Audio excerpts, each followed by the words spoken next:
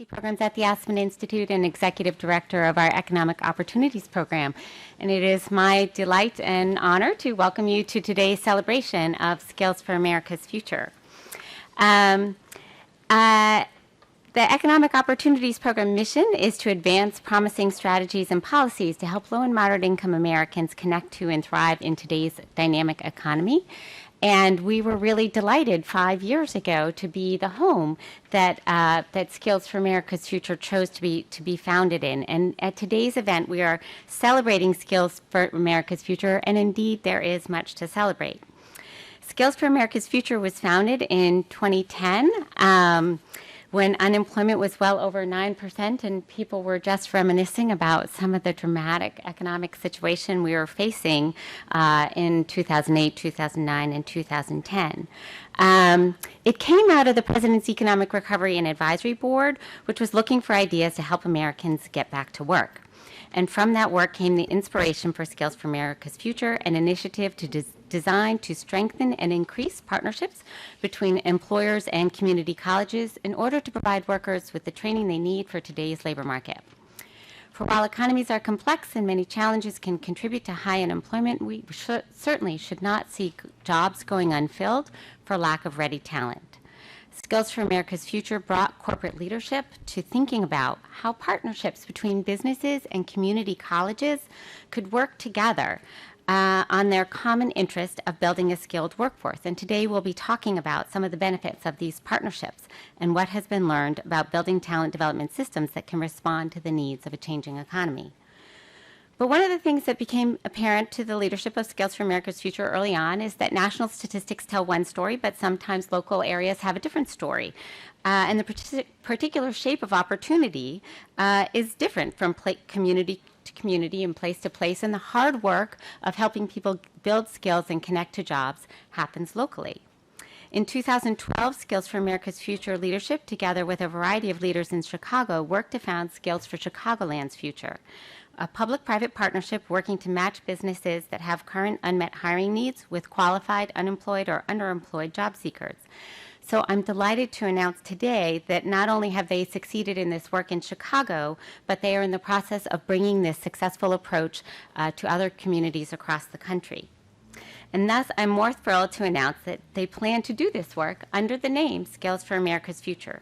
So today, we are announcing the transfer of the name Skills for America's Future to Skills for Chicagoland's Future as they launch this important work. And while it is true that Skills for America's Future will no longer exist at the Aspen Institute, Skills for America's Future has greatly enriched the work of the Economic Opportunities Program and of our Workforce Strategies Initiative in ways that will continue forward. And in particular, Skills for America's Future led to the launch of Upskill America, an employer-led movement to expand opportunity for America's workers and help our economy and communities thrive by promoting training and advancement practices to help workers progress in their careers and move into better paying jobs. And Upskill America will also continue its work within the Economic Opportunities Program at the Aspen Institute. So today we have a lot packed in to celebrate Skills for America's Future and its accomplishments, to introduce the new Skills for America's Future and its plan to bring its demand-driven approach to communities across the country, and to highlight Upskill America and its continued work with companies to build the skills of today's workforce, and to thank the many leaders and supporters who have joined us in this work and have inspired us with their commitment to opening opportunity to more Americans to build rewarding and productive working lives. So my first thanks of the day goes to our many supporters, to the J.P. Morgan Chase Foundation and the Joyce Foundation, whose support has been critical to Skills for America's Future and also instrumental to running this event.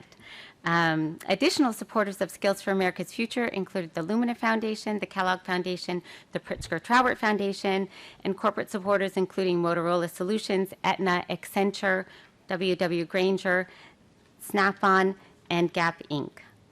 I also want to note that we are live streaming and recording this event.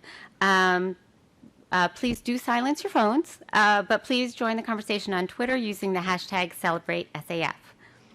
You have an agenda and speaker bio information. So I invite you to take a look at that. We really do have many amazing speakers to talk with you today, and I'm not going to spend amazing amounts of time telling you about them. So let me very briefly introduce our first panel here. We are so incredibly honored to have Secretary Pritzker here with us today. Secretary Pritzker is an incredibly accomplished businesswoman and leader and was the vision and drive behind the founding for Skills for America's Future. It's really a great honor for us at the Aspen Institute that she chose to found Skills for America's Future with us. And it's been a true pleasure for me personally to have had the opportunity to work with her, to see how brilliant and smart she is, and to see her real passion and drive for making positive change in the world. Joining Secretary Pritzker in our opening panel is Nicholas Pinchuk, CEO of Snap-on Tools and current chair of the Skills for America's Future Advisory Board.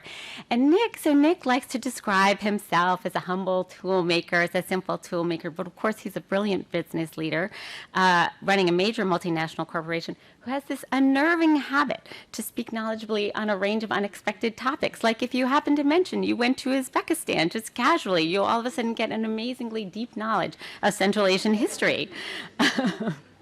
But Nick's passion for building opportunity and for technical skills education and creating opportunities for the American workforce made him a terrific leader for Skills for America's Future, and we are so grateful for his contributions to this work. And moderating this panel, I have the pleasure of introducing Walter Isaacson, President and CEO of the Aspen Institute, and my boss. And the thing about Walter is he doesn't really like long introductions. So without further ado, I turn it over to Walter. Thank you, Walter.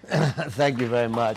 Thank you, Maureen. Can we maybe pull this back? So I'm going to pull it back if I can so that some of you all can see, if possible. Nope, not going to be able to do that. Y'all can move around if you want. Maureen's good introduction sort of talked about the passion of Penny Pritzker, but you really have to know that this whole thing would not have existed had Secretary Pritzker not come out of Chicago, having watched what this could be, having studied this issue for years, and 5 years ago pushed this whole thing. So first of all, thank you. And Nick, you took over as chair when President Obama asked Penny Pritzker to become Secretary Pritzker, and thank you for your work as well. Let me start, Secretary Pritzker, by asking you, why did you start this? Well, the history, and it actually feels like old home week here because I'm surrounded by all kinds of folks who have played a really important role. I see Karen, I see Walter, Ellen, Eva, Marie. It was really a group of us that came together. And what happened was the start was I met with Rahm Emanuel when he was then Chief of Staff, and we were talking about the fact that the workforce, there was such great unemployment, and what could we be doing about it? And so we did a group of focus groups, and I think Beth Swanson and I did 8 focus groups in different sectors of the economy, and what we learned was that there was a real skills mismatch at the time. And so that began this idea that we could work with community colleges, which is how we ended up meeting Walter Bumpus. Karen Elsie came to work for the partnership between the Aspen Institute. Ellen Alberding, who was also on our board, the Joyce Foundation, was a big funder of this effort, and she really, I think we were sitting around a table in a restaurant in suburban Washington and said, okay, what have we learned from all of this? And what we learned is that there was a real challenge in terms of workforce training, and that the community colleges were being underutilized. And that was kind of the beginning of the spark that said, and the third thing we learned, which is probably the most important thing, is that business leaders told us, we have all this training IP that we're willing to share if others will come together and help us to train more of the workforce to come into our businesses. And what was interesting is if you think about this, the business community spends about $450 billion a year doing training. The federal government spends about $19 billion a year. So the business community is already doing a lot of training, but the challenge they were having was finding qualified people to bring into their pipelines.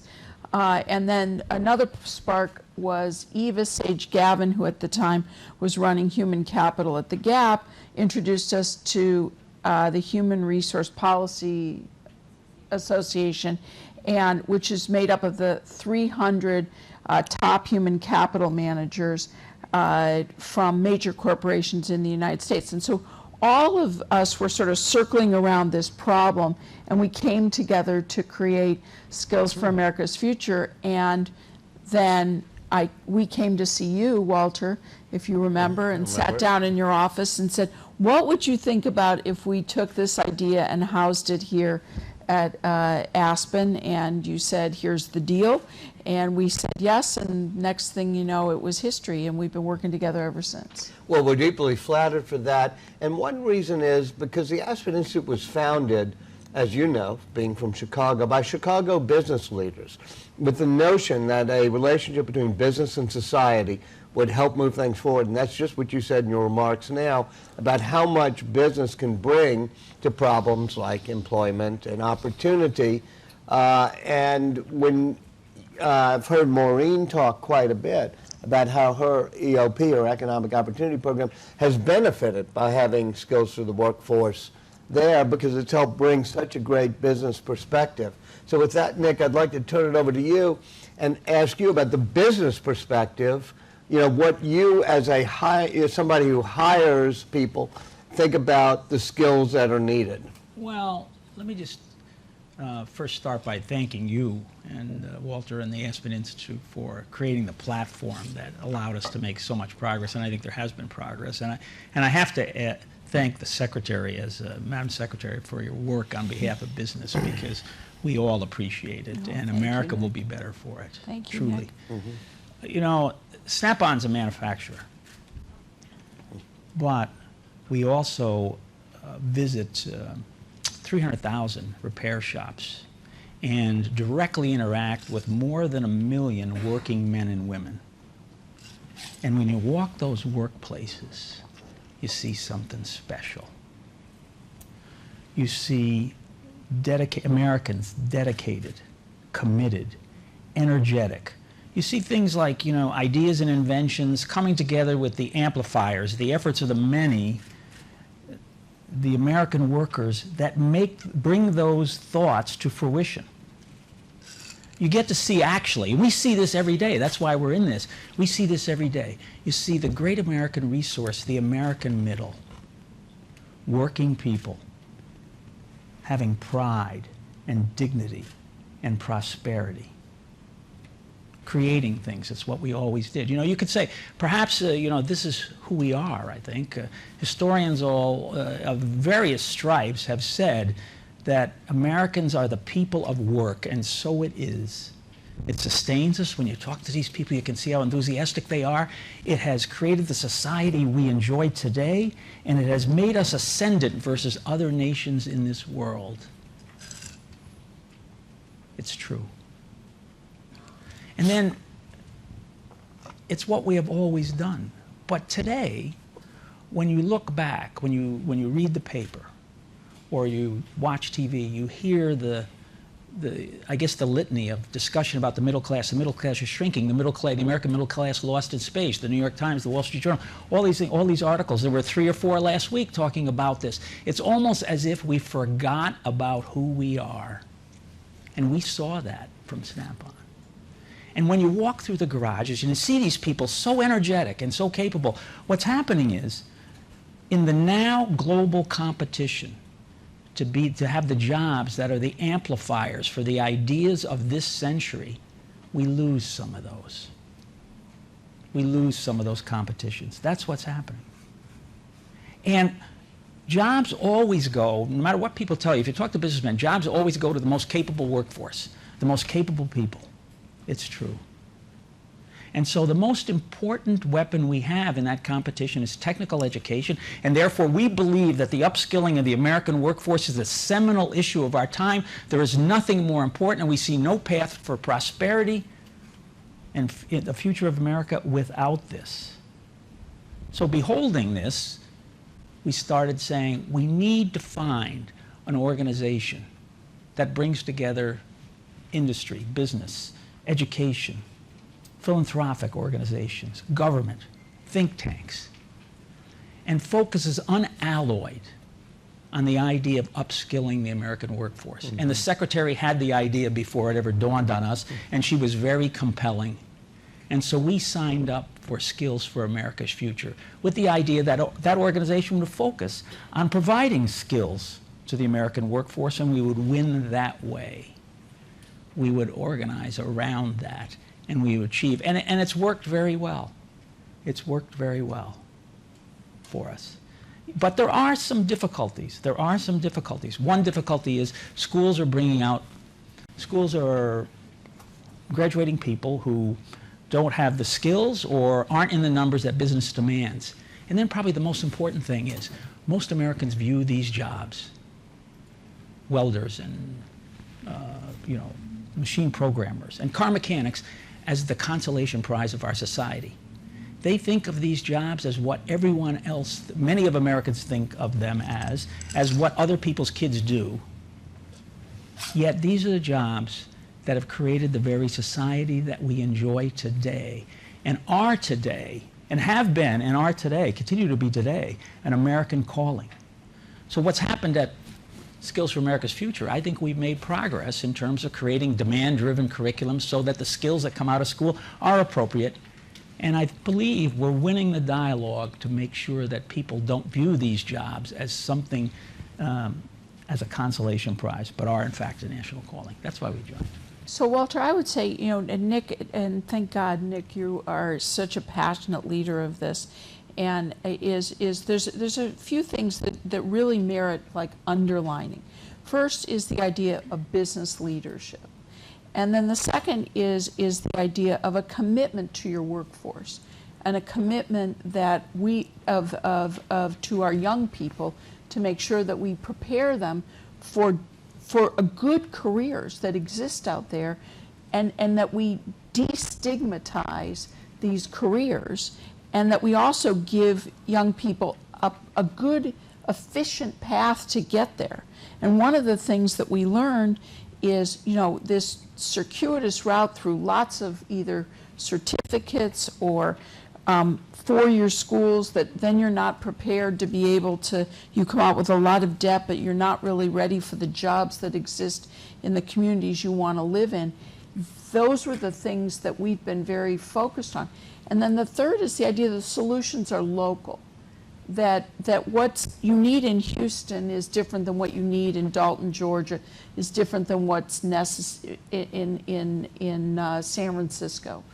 And that takes breaking down silos locally, which has been such a huge part of the work that's gone on, is to break down that local business leaders have to come together, which means sometimes competitors come together, working with their local governments, with their local training organizations. That means K-12, community college, university in some instances, and then the workforce boards are trying to play a part in that.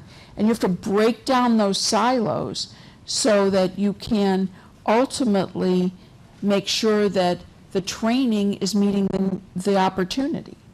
And that was one of the biggest challenges that is being faced around the country, is that breaking down of those local silos so that we can meet the opportunity and give the opportunity to a young person. Then the other is the reskilling work, that as industries changing, making sure that we're creating good paths for reskilling. And so it's dynamic, it's not static, and that means that's why it has to be a local solution. It can't be something that sits in one place. But what Skills for America's Future did was shine a bright light on the challenge and then provide sort of information about potential solutions. Can you give me a couple of examples of how those successes worked? So if you look at, one of the things that we're doing now with Aspen, the Department of Commerce is doing with the Aspen Institute, is the Communities That Work partnership, where we have 7 communities around the country, take Houston. Houston, the oil and gas industry obviously is going through a really tough time right now with low price of oil and low price of gas. But the petrochemical industry is on the rise. And so you have a lot of middle skilled workers who are, have been good oil and gas employees and need to now become petrochemical employees. And that community is working as one of our 7 different communities to reskill, and they broke down all the silos. So at the table you have the mayor, you have the head of the K-12 system, you have the community colleges, you have the local colleges, you have the business leaders. And the business leaders define the demand, and they say, here's the kind of training we need. And then all of the educational and training organizations are working together, hand in glove, to make sure that both younger people are being trained, because they need 10,000 new petrochemical workers over the next 3 to 5 years. And then they've also got a separate program to reskill oil and gas workers. And then they've got the social service organizations are providing a safety net for the person who's not just a 21 or 2-year-old, but who has to go through that transition, so that they're getting support as they're making that transition. But it takes that kind of comprehensive ecosystem locally for that to work. You go to some other communities, it's not working so well. People don't know each other. They're sitting in their own silos. The community college presidents don't know the K-12 people. They're not working together. They don't have the employers in the room. And that's, you take Ellen here. When she was one of the leaders of our community colleges in Chicago, with Marie Lynch, ended up bringing together local business leaders with the community college leadership to make sure that the curricula was meeting the need. It takes that kind of sort of grassroots work, and some communities are getting it and others are not. But I think what we're going to find from our communities that work effort, our goal at the end of this year is to produce a playbook that can be used in any community, regardless of whether Dalton, Georgia is another one of our communities, is the carpet capital of the United States. So they have very specific needs that are different than what you need in San Francisco or Houston or New York or Buffalo or other places that are also parts of our communities that work. But we think there's a playbook that can be used by any community to try and break down silos and address these needs. And a lot of that basic learning comes from the work that Nick, Marie, and others have done with Skills for America's Future.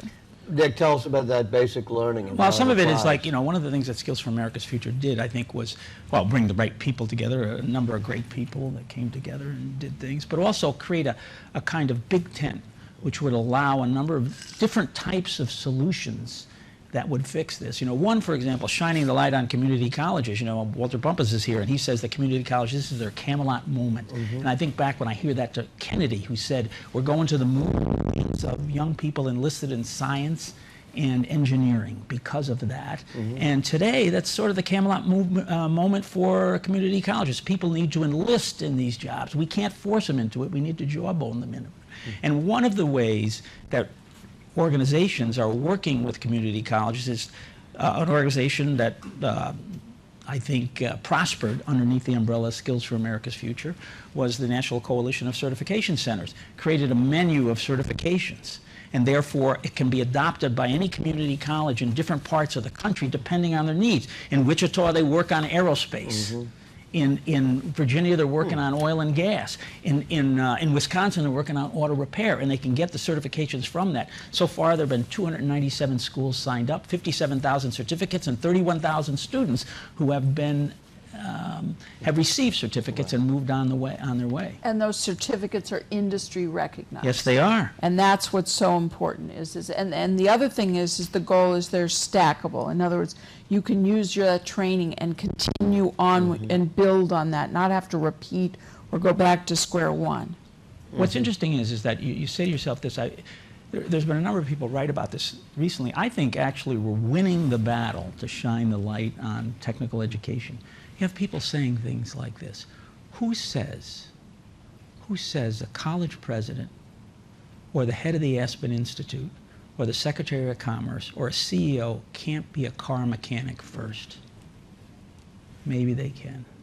And so that's one of the things. You can, as a student, you can become a car mechanic, or you can become an airline mechanic, or you could get any kind of skill, get yourself a job, and go on to college after that. It's actually not so unusual a path these days.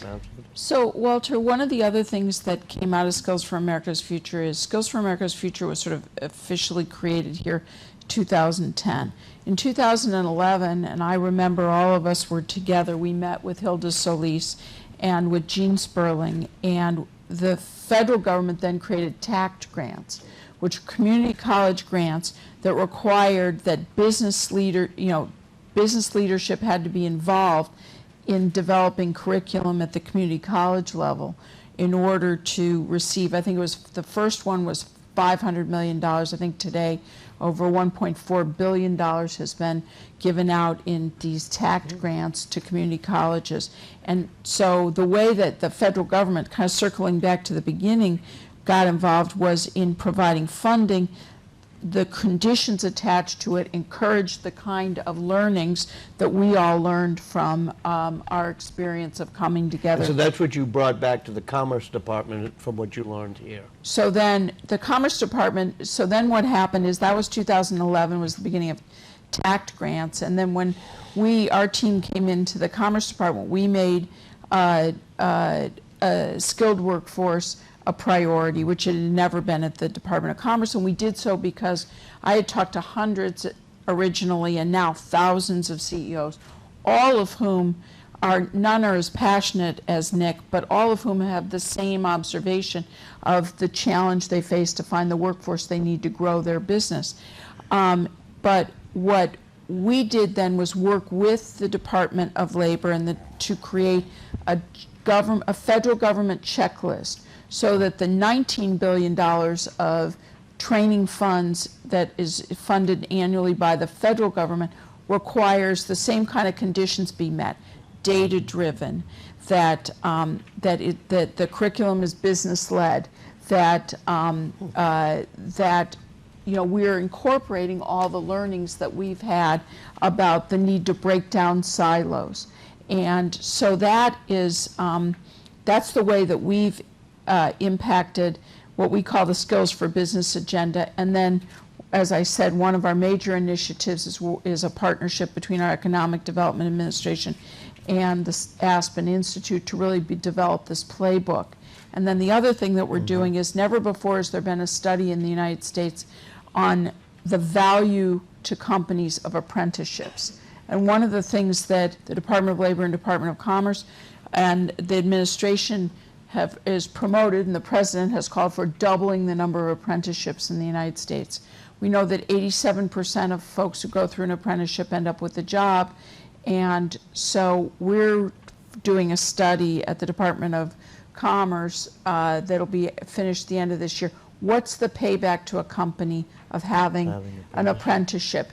There have been studies outside the United States that show that for every, in dollar terms, dollars spent, you get about $1.47 back as an employer. That's the German studies too. Those are foreign studies done mostly in Europe. We want to have an American study so that we can prove to businesses this is a good investment. You know, I want to open it up to the audience, and I might cold call on my friend Walter here, who keeps getting shout-outs because of the work dealing with community colleges, and let you start it off, if you would, and then everybody else think of your question. Yeah.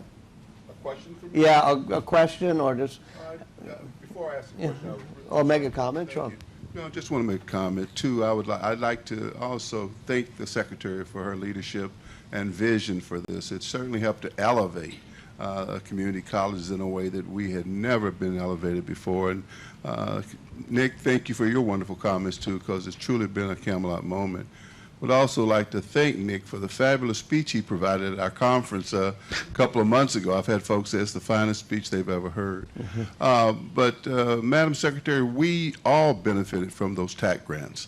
They help to really help us work closer with our business counterparts. And in fact, I think as opposed to $1.4 billion, I think we've actually expended $2 billion now. And we're in the process under Jen's very capable leadership of providing technical assistance to many of those colleges and businesses that have been working together.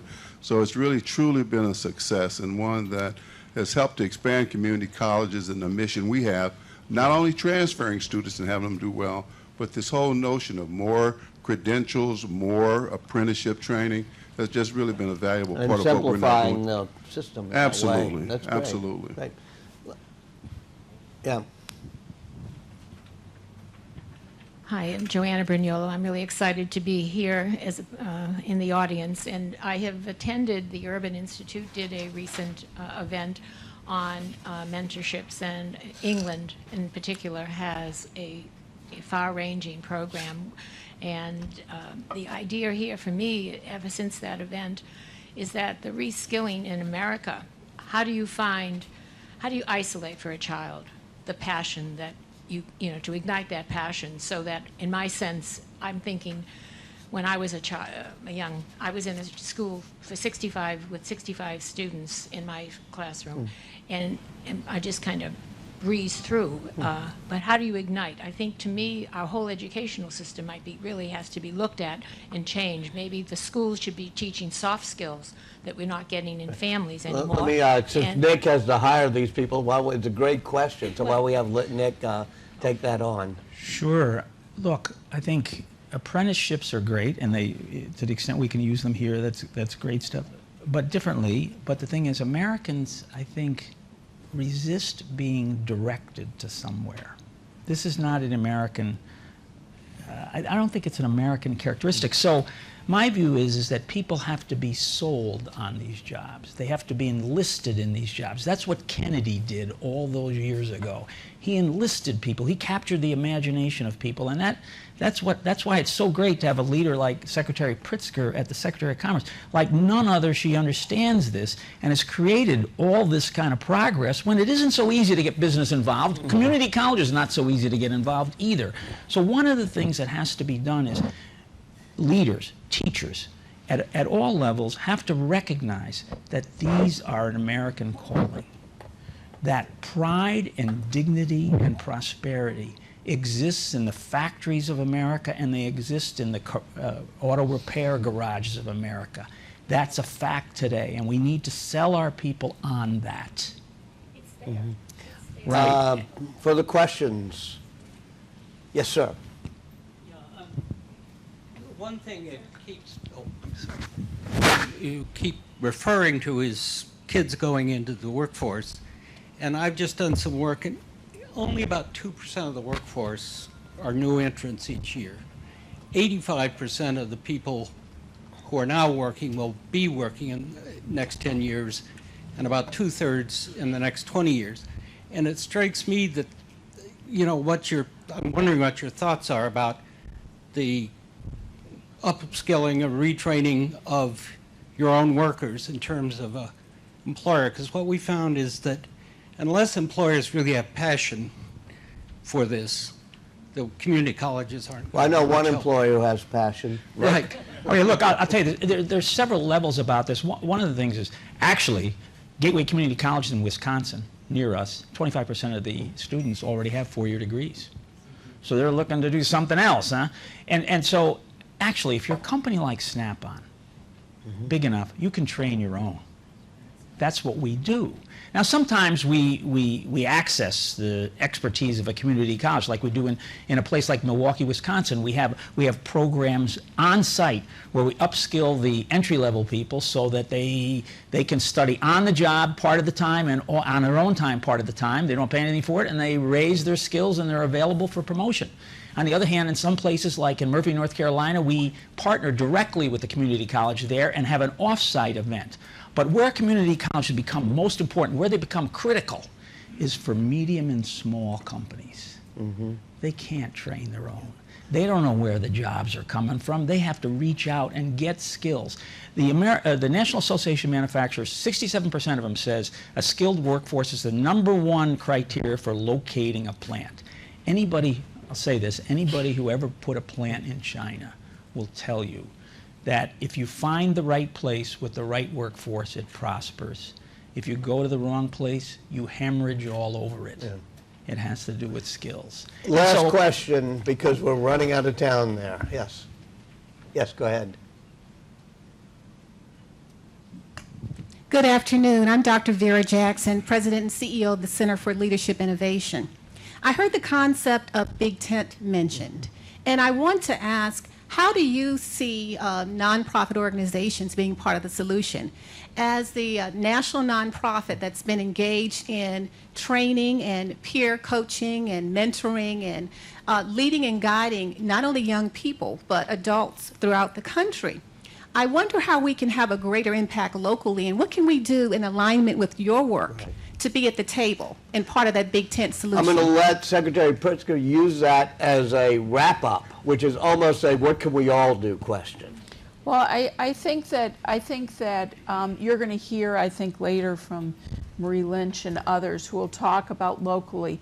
I think it's about local ecosystems, and there's a huge role for local nonprofits, a huge role. Some is funding, some it's operating, some it's connecting, and that's true for everybody. This is a generational issue. This is not going away, and the challenge we face is with the digitalization of and technology change, we are all going to have to reinvent ourselves because the nature of work is changing.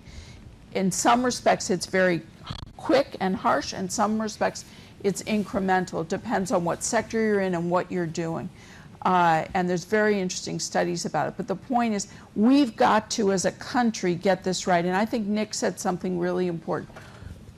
Part of it is we have to sell ourselves on this process. We are not a country that likes to direct you at age 16 into a career and people sit there. This is about sales. And so there's a huge role for sales in terms of nonprofits. But you've got some great people coming afterwards who are living and doing this every day. So they would be able to tell you more than I can. Nick Pinchuk, Secretary Pritzker. Thank you. you all very much. It's great. Yeah.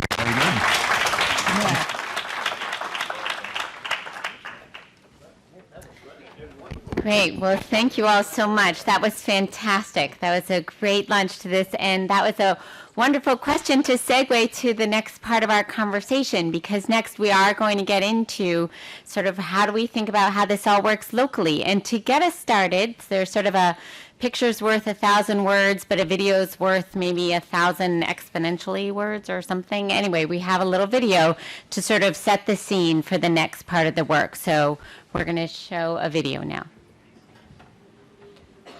A new nonprofit organization is helping people get jobs, and there's only one major requirement. You have to be unemployed. I lost my condo. I spent my 401k savings, and I spent my savings account. I was barely hanging on.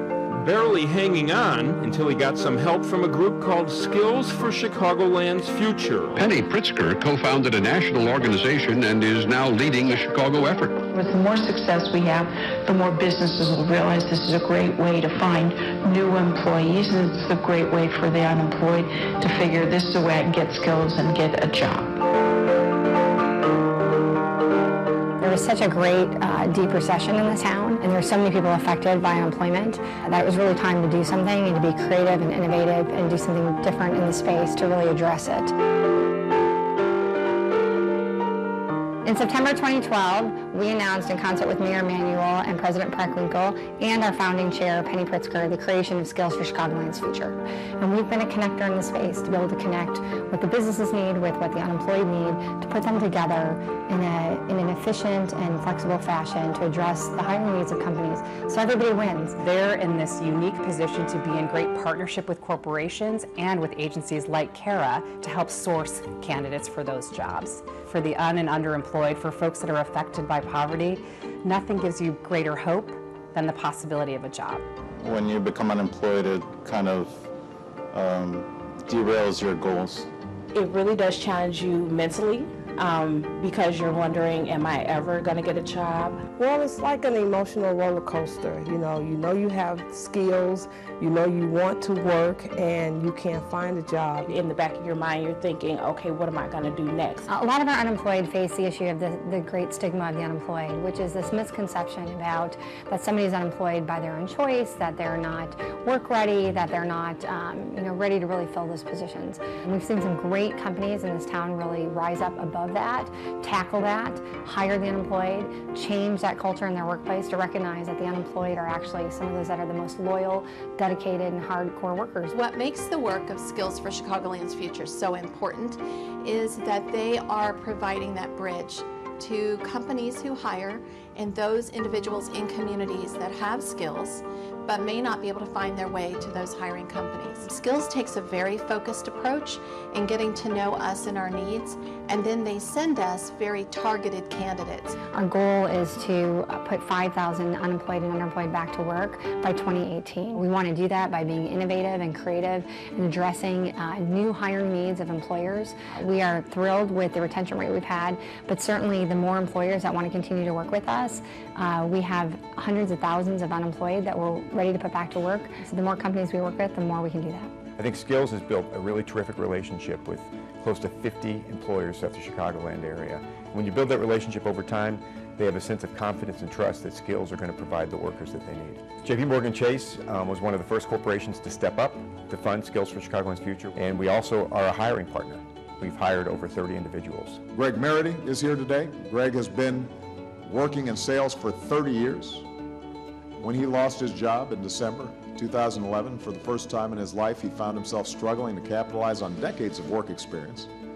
After months of sending out resumes, pounding the pavement, Greg's unemployment insurance ran out, and he began, like Eric described, to start feeling hopeless and start feeling useless. Then last year, he got hooked up with an organization called Skills for Chicagoland's Future. And so this intermediary trains folks like Greg with the skills they need to get placed right away in one of the local companies. Today, I am going to move into a new apartment at the 1st of October, and I can afford my rent. I'm no longer on assistance from the government. I buy my own food. I'm able to help my family. I take care of my bills. It's nice to know that you didn't fall into a black hole, that you're not the only person wanting you to get a job, that you actually have a cheering squad behind you, just saying, hey, we're here to help people like you. I've had the opportunity to see this process and this partnership go full circle, from candidates preparing to come and interview with United Airlines, to going through the process, to being successful several years after they've been hired and happy. I know what their story was when they interviewed. They shared it with me, and now I get to see them. What a feeling to be able to make such a difference in people's lives. We don't measure how many people we train. We don't measure how many people we talk to. We measure how many people we put back to work. We've exceeded those goals every year for 3 years. We are on track to move forward to put 5,000 people back to work. So if an organization is making a decision on where they want to put their corporate funding and whether that bet is worth it, we've demonstrated year over year that we do what we say we're going to do, that we put people back to work, and we measure results, not participation. It's always been something in my heart and soul that's been important, and it's been a privilege, truly, to work with folks around Chicago to help them get jobs.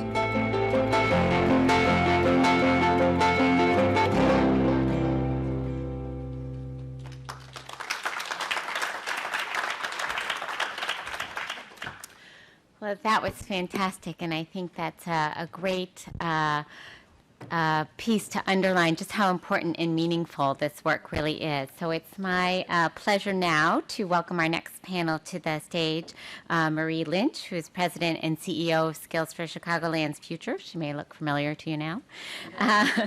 Scott Jensen, Director, Rhode Island Department of Labor and Training. And we are so grateful to Ellen Alberding, President of the Joyce Foundation, for her longtime support of Skills for America's Future and for Skills for Chicagoland's Future, for her terrific leadership of the Joyce Foundation, which has done absolutely fabulous work in the area of skill building, and just for bringing her many talents and leadership to the work that we've been doing at the Aspen Institute. Thank you so much, Ellen, for being here. Thanks, Maureen. Over to you. Well, what a great panel we got to follow, and a nice video as well. In case you didn't figure it out already, Marie is one of the most data-driven and results-oriented people you'll ever meet in your life, and certainly was an incredible pleasure to serve on her board. I learned more during those board meetings about what it really meant to be a demand-driven organization than in almost any other activity I've been involved with. I also simultaneously sat on the board of the City Colleges of Chicago, which has about 114,000 students, and under the leadership of Mayor Emanuel has really focused on each of our 7 campuses to develop skills that are employable and work very closely with employers in that effort. And, you know, sitting both on Marie's board and listening to what the HR directors of major Chicago corporations were interested in, and also looking at what was going on in our community college, you know, which was very much a struggling organization, although I think we've righted the ship nicely. It was a great experience for me. I want to give a shout out to somebody who's not here, but her name is Whitney Smith, and she ran our employment program for a long time and really was the visionary at the Joyce Foundation who identified these issues early on and really pushed our organization and me personally both to get involved but also to support some of the great folks who are in the room here today. And I see a couple of our grantees who really have done a large amount of the work. And of course we supported Marie even before she started Skills for Chicagoland's Future when she was at the city working with Mayor Daley. Scott, you have a really interesting background. I know you're a little bit closer to home now than you are when you're up in Rhode Island. I have a soft spot for Rhode Island, having gone to school there and being a big admirer of your governor. And I think it's the work you're doing there, especially given this super high unemployment rate that I know you all started out with. Used to be super high. Started out with, I said. What I'd like to do in the short amount of time that we have is learn a little bit more about how Skills for Chicagoland's Future relates to Skills for America's Future, how it is that Rhode Island has become engaged as, I guess, is it the first satellite organization? And I want to surprise you sort of with a question about looking around the corner to what the next set of issues are at the end of our conversation. So that wasn't in my talking points that Marie gave me, but I'm gonna go that way anyway. So Marie, would you start and just give us a little background on SCF and SAF and what the relationship is? Yeah. So Skills for Chicagoland's Future was actually founded in September 2012 officially, but certainly there was 9 months worth of work. And if you track the dates on this, you'll see that there was a nice overlap between Skills for America's Future and Skills for Chicagoland's Future. There's also the overlap that Penny Pritzker was our first chair. Greg Brown was a joint chair from Motorola. Accenture had a shared chairmanship as well. And really, Skills for America's Future had been spending a lot of time talking about really getting local and how can you actually bring these demand-driven practices to a local community.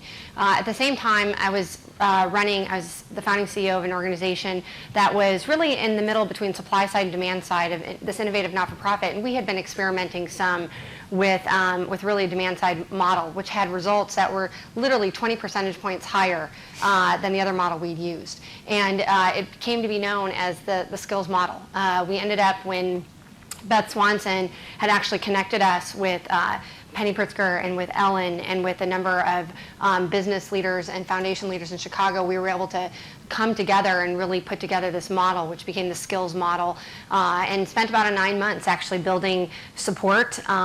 There was also, as you can imagine, there's something new that can feel challenging, or people can get worried about that. And it was really to turn this upside down and really to start with the employers and to be an organization from and for businesses so that you could solve hiring needs. And so we've always had a lovely partnership through our shared board members and actually some shared funding. I'll talk in a little bit later about how we got to the point of doing replication, but some of the funding and the shared thought together, but really being the one on the ground that was working with employers to understand what their hiring needs are, to set up an actual model to actually deliver and identify talent for those companies.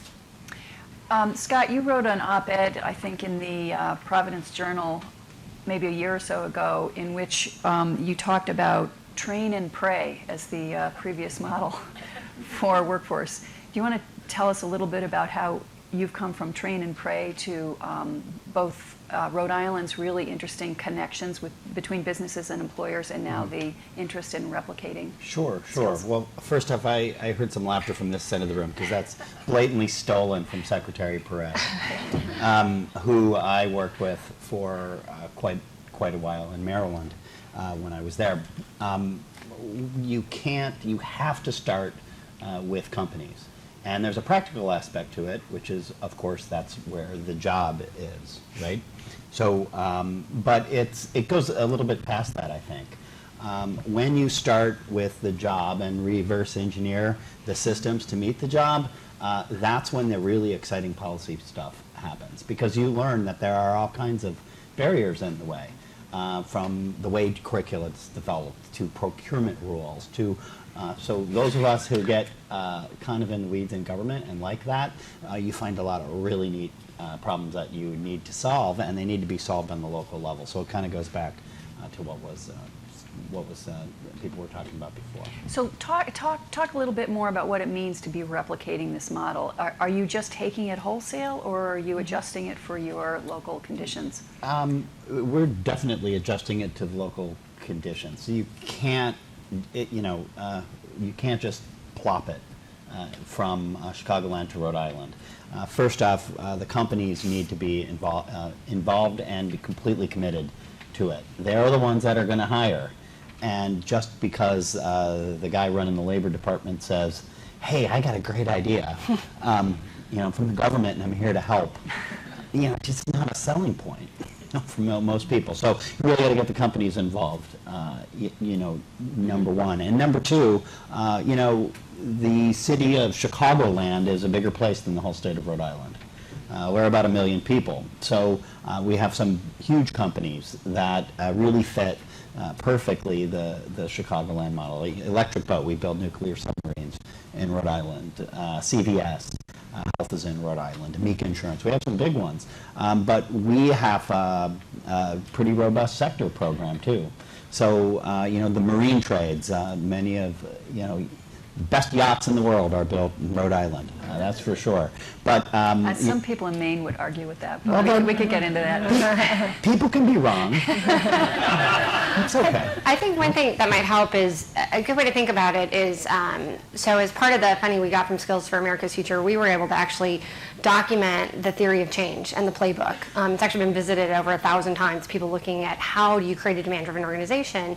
And when we had to actually set up a learning community where we had 14 organizations who had spent time with us over the summer, over 12 weeks, learning about how to develop a professional recruiting practice, how to develop a professional business engagement practice, how to be data-driven, and Rhode Island was one of those, and really rose to the top. And part of what happened in that process is we had identified what were some core, what we call affiliate principles that are really critical. Things like your board of directors has to be all chief level, C-level executives that are from the business community, that's a starting point, that you have to have commitments to hire from the employers. And so these were pieces that Rhode Island agreed to, but certainly all politics are local, the board is local, the chair, the executive director is local, and that they have room to really, as we've been working with them, to really modify some of the pieces so that it's local to their economy. And we found that that's been a good model versus a hardcore kind of command and control. It's really a set of affiliate principles with us as the consultants to guide it along so that they can learn and not make some of the same mistakes we did. And what are your concrete goals in terms of placements? 250 placements by June of next year, and is the minimum goal. Madam Assistant Secretary, we will make it. Thanks to the United States Department of Labor for helping us fund this expansion with a great grant. But Marie, what you have higher aspirations, 850 in the first year, I think. Well, our aspirations are what they want to live with. But when we announced last Friday with Secretary Perez and celebrated the first couple board members and the announcement of it with the Chamber of Commerce there, we talked about it's really up to them to dream. They have the seed funding, like we had the seed funding. Our first year was 570 placements. Their first year will be 250 placements. And we dreamed with them that, at some point they could be at 2,500, they could be at 25,000 over the years. So it's really a matter of them getting up and started, and then we'll see them grow. And how are you doing on your 5,000 goal? Yeah, so we are about 2,600 placements right now, and last year we had 1,000 placements. We're on track again for this year, which we're excited about. And as we expand, part of that model of expansion and those numbers of growth comes through the affiliate structure and the replication model. So two questions on one on funding. I think you wanted to talk about that, and I think it's probably interesting to anyone who is looking at replication. So let's talk about the funding model and also how much we're focusing on evaluation. Yeah. And spending on evaluation. Yeah, so one of the core components too of a skills model is that a good percentage of the funding needs to eventually come from the private sector to allow for the innovation and to be able to be creative and quick and nimble for companies. But certainly when we started in Chicago, our first grant was a government grant, very similar to what Rhode Island's going through. At this point, 3.5 years in, 40% of our funding is private, 60% is public. You know, the goal is to get about a 50-50 mix. That feels like the right place for us. Eventually over the years, they will get to that point as well.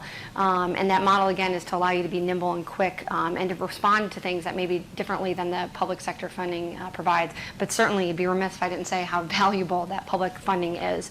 In terms of evaluation, one of the things that's really neat about starting an organization from the ground up is you get a clean slate. Your databases are clean, and so you can start. It's been really great to be able to fundraise because we can talk in terms of metrics because we're going to inherit all this qualitative stories, right? We got to create it. And so we have both, through work with Accenture, monitored our ROI, monitored our dashboard metrics, but more importantly also through a grant actually through Joyce Foundation, we're actually in a multi-year study with New Growth, who's actually doing a multi-year study to actually follow where our folks go after they've gotten that first job. And those results will first be coming to us here in January 2017, and we're really excited to see what those show. And will you be also evaluating separately Rhode Island's success? Well, definitely. First off, we do have definite metrics on the grant itself for the first year. And then, the governor we're trying to bring sector work to scale. So we're working with the Harvard Kennedy School of Government, the Performance Lab, to really try to get a handle on what scale means. And if, Rhode Island's a tiny state, and if we can do it, California can do it. But our first goal is, we have a robust manufacturing sector in Rhode Island. So, what is enough? What kind of capacity do we need when you bring together the community college, when you bring together the community college and everybody else doing work in the ecosystem, what does your output have to be? Byron Ageist is here somewhere, and his opportunity at work is in the tech sector in Rhode Island, really focusing on just that question because that's such a big sector as well. So we're looking very forward to trying to get a handle on those scale goals. Marie, what is your further expansion plan? 5 years from now, what's your vision? Yeah, so a couple pieces related to that. First off, we are so grateful to be entrusted with the logo and the name and the brand of Skills for America's Future, and are incredibly grateful to, to John and Eva and Maureen and everybody, who's been a part of that, and Ellen, you, of course, to entrust us. I mean, I feel like it's a baby that's grown up, and we get to take it to its next level. So we will take good care of that. Part of that vision, to answer that question, is we have recognized we are actually running a consulting organization out of Skills for Chicagoland's Future right now, and we're going to need to pull that separate and apart so we can focus not only on Rhode Island, but on the additional sites that our board has entrusted us and allowed us to expand to. So Accenture is working with us right now on a 3-month engagement to work out the governance structure for the relaunch. We filed our paperwork to have it as a not-for-profit. We filed that this morning, which we're really excited about, and we look forward to actually having an organization 100% focused on the replication. And really, again, the only limitation will be funding, which will limit our ability to grow. But we're excited about getting out there, relaunching, sharing that business plan, and then expanding to as many sites as are interested. Okay, and I have one final question for each of you, and I just can't resist because you're both such important leaders in this field. Matt Minch from the Joyce Foundation and I have been talking a lot about the common understanding that no matter how well we perform here, there are going to be a whole subset of people who are left out. and that the economy is changing in a way that makes that inevitable. Now, whether that's completely true or not, one could debate, but it's something we're thinking deeply about. What ideas do you think our foundation and others in this room ought to be considering if that turns out to be true? And some of the ideas that are out there might include, universal basic income, and there are other things floating around. Have you given that some thought? And do you want to? Marie's nodding her head. Sure. Yeah. Just because I had met with a foundation last week and was sharing some kind of broad ideas on this outside of necessarily work. I think a couple things, and I know you're not asking the specific question, but I want to put an exclamation point on youth and the double-digit unemployment rate that they are at, and the numbers in Chicago where they're extremely tough in terms of over 80% of 16 to 19-year-olds being out of school and out of work, right? So I think foundations are right to look at that. I think there is a gap in the space right now in terms of who's actually truly owning at a scale capacity to really address that group that is the hardest hit, that is part of our future, and then we end up paying for on the back end when they're not taken care of, right? So to answer that question, one of the things I shared on this topic was I think not-for-profits in general struggle with scale. We're not incentivized the same way the private sector is to merge and acquire one another. And there are pockets of good ideas around this country that are challenged with their ability to manage their own practice and at a scale. And so, are there ways, instead of always looking for what's new, there are things out there that you could really wrap some additional support around to really allow those places to flourish, and really creating some carrot grants to allow folks to incentivize that expansion of those ideas. There's always what's the next new thing, and there are some things out there that are just there's a different skill set that's involved in scaling than actually running a local program. So I think that's one. I think the other piece is I think also incentivizing the different pockets of expertise that need to work together to solve a problem. So my point in this, for example, in the space of youth, there's support services, there's relationships with the employers, there is coaching and mentoring of those kids. There's a lot of different pieces of expertise, and so incentivizing those players to work together to bring together the best practices so that you're maybe not starting from scratch, but collaborating in a way that allows a holistic solution. So I think using your grant funding to incentivize some movement in the market that may not be natural. Thank you. And I think the collaboration is with the private sector is really important, because we really can't afford to give up. We have to win. I mean, the earlier speaker was great because Nick, thank you, because this is sort of like the race to the moon. And yes, we can't afford to do it from a moral perspective. We don't want to leave people behind, and of course, if people are left behind, we're going to take care of them. But we're not going to be the America that is ahead of the curve anymore unless we can tap the talents of everybody. And it's incumbent upon us to find the spot in the economy where somebody is going to add value. Folks with developmental disabilities are the ones that come to mind. Right, we know that if you can find a great spot for somebody, they're going to add great value to the team. And it is a morally right thing to do, but it's also a practical imperative. So one of the reasons these guys are so great is they beat the bushes. They find the needle for the haystack. Yeah. And, we're going to, we have to do it. We have to succeed. Well, I want to just close by thanking each of you for the unbelievable great job you do. I'm so proud to be supporting Marie's operation, and I guess by association yours. So thank you so much. And I think we're going to stay on time here, amazingly. So How about thanks that? a lot.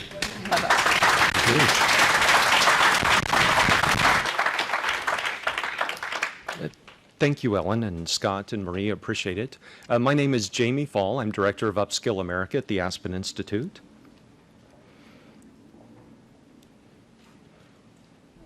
Okay. There we go. All right, that's better. Upskill America is an employer-led movement to really get and assist employers to invest in the skills, the education, training, and development of their frontline workers. We're really focused on three things at Upskill America. We're really focused on recognizing employers that do invest in the skills of their frontline workers. We really want to help promote the widespread adoption of the practices that are effective in what they're investing in. And then also we want to help cultivate relationships between employers and whoever it is that they need to really help them be successful in their upskilling practices.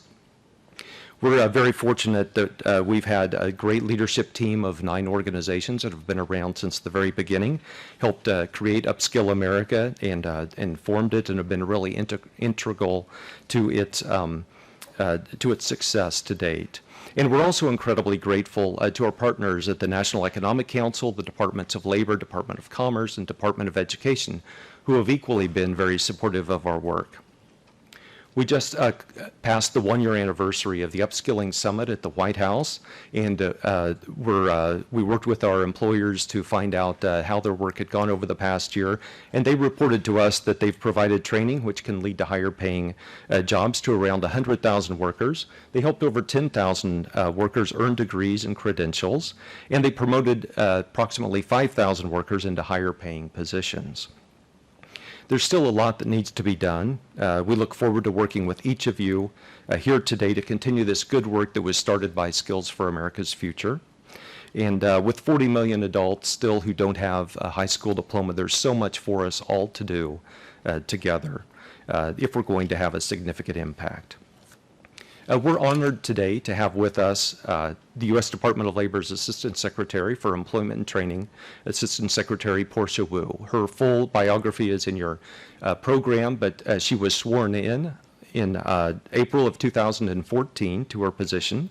She now leads the Employment and Training Administration and their mission to address our nation's workforce needs through quality training and employment programs. And previously, she was at the White House Domestic Policy Council as a special assistant to the President for Labor and Workforce Policy. So please help me welcome Assistant Secretary Portia Wu.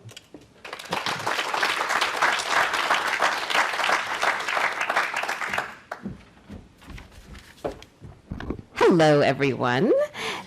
It's wonderful to see you and to be here on such an exciting day, such a great occasion. I want to thank Skills for America's Future for all their work over the past 7 years and just the amazing amount of energy and partnership we've had throughout this administration, and very excited to see them moving on to the next phase. I also want to thank Upskill America. Very excited to hear about the ongoing work here at the Aspen Institute and their ongoing leadership role. It's fun to be here and just looking around. Sort of every seat in this room has someone we work in partnership with. So I won't call out names because I'll have to name each and every one of you. But I think that many of you know that we have an exciting and dynamic leader at the Department of Labor and Secretary Perez, and we've been really blessed to work with Secretary Pritzker and her team, as well as the Department of Education's colleagues. And he's always saying, okay, guys, only 247 more days to the weekend. So we are doing our very best. It seems like a long 247 days at this point. But we're going to make the most of every single moment. And the first panel talked a lot about our commitments in this administration to job-driven training, to focus on recognized credentials that are portable and stackable, employer partnerships, making sure community colleges and other higher education and other education institutions are right there at the table. And so I just wanted to spend a minute talking about a couple of the ways in which we are going to continue that work every single one of these 247 days. First of all, the TACT grants, Secretary Pritzker referred to those in the opening, and we continue to work with our grantees. They're all across the nation, very excited at all the terrific work that community colleges are doing there. We also continue to work through apprenticeship, and others refer to apprenticeship as well. We have been very fortunate. We've put out $175 million from the Department of Labor. We are, I think, on a short list of people who managed to get a little extra money out of Congress last year for some new initiatives. So we have another $90 million in support coming this year. We're going to support states, building capacity, working with employers and industry partnerships and national and local intermediaries to make sure we expand apprenticeship, diversify it in terms of industry sectors, as well as individuals in the apprenticeship pipeline. So, that's sort of the apprenticeship is a great tool because it can be a grow your own talent tool. We're helping incumbent workers scale up as well as bringing others into the workforce. And Rooney made a comment about youth just a minute ago, and just in the last week, So here's a little aside. I happen to be in rooms with both the EU Labor Commission and with folks from our Chinese counterparts, and everyone said, we have this problem with youth unemployment. We have double-digit youth unemployment. Everyone around the world is having the same problem. So I figure if we can sort of get ahead of the curve and crack it before some of our other nations that are competing with us, we'll have a really big edge. And I think it's something we all know we need to work on, and apprenticeship can be an incredibly important tool in that toolbox. Finally, I'll just mention a couple of the other projects we have going. We're very excited about our upcoming Tech Hire and Supporting Working Families grants. Those, I think, we show the importance of upskilling existing workforce. We made an explicit commitment to that, as well as to working with individuals who have different kinds of barriers to employment, thinking innovatively about how can we support them and how can we work to meet businesses' skills needs at the same time. And of course, then there's the Workforce Innovation and Opportunity Act, reauthorizing all of our programs. And all of the states right now they've submitted their strategic plans. We're working with them. There's more to be done, I think, on that front, but it's a big project, and what's exciting is really not just the plans, which are important pieces of paper and guiding documents, but it's seeing what states are doing to really try to drive change, to drive innovation, to strengthen their partnerships with employers, to make sure this isn't just a sort of workforce system conversation, but it involves higher education, it involves many other programs across the federal government and state and local government, and of course the nonprofit sector. And I do want to thank again the many partners we have here, both Aspen and others, Joyce, others that we've worked with so much over the years. So with that short list, I'll wrap up. Someone asked me as I came in sort of what's it like to be there in the waning days of the administration, and a lot of people kept saying, okay, we're going to run through the tape, right? And so I feel as though I should be wearing big numbers on my chest and holding my arms up in a victorious way, but I do think that one of our big goals is embedding this change. And in addition to keeping the work going while we're here, we want to make sure this terrific work and this focus can continue. And that's what this event is about today. And we're so thrilled to see the work that Marie and everyone will be continuing with, the work that Upskill America will be continuing to do here at the Aspen Institute. And we look forward at the Department of Labor to continuing to be partners in those efforts. Thank you.